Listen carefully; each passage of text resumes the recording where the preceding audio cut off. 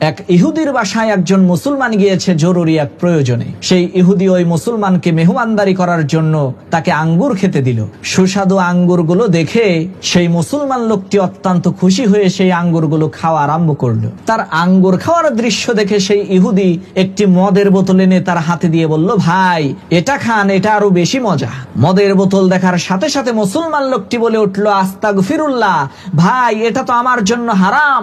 তার এই কথা শোনার পর ইহুদি বলল, কি আজীব ব্যাপার, মদ আপনার জন্য হারাম হতে যাবে কেন? আপনি যে আঙ্গুরগুলো খাচ্ছেন ওই আঙ্গুর থেকেই তো এই মদ বানানো হয়েছে। আঙ্গুর যদি আপনার জন্য হালাল হয় তাহলে এই মদ কেন আপনার জন্য হারাম হতে যাবে? এই বিষয়টা তো বুঝলাম না। ইহুদি লোকটির এই কথা শোনার পর ওই মুসলিম লোকটি বলে উঠলো, ভাই শোনেন, আপনার স্ত্রী আপনার জন্য হালাল, কিন্তু ওই স্ত্রীর পেট থেকেই জন্ম নেওয়া আপনার আদরের মেয়েটা আপনার জন্য হারাম।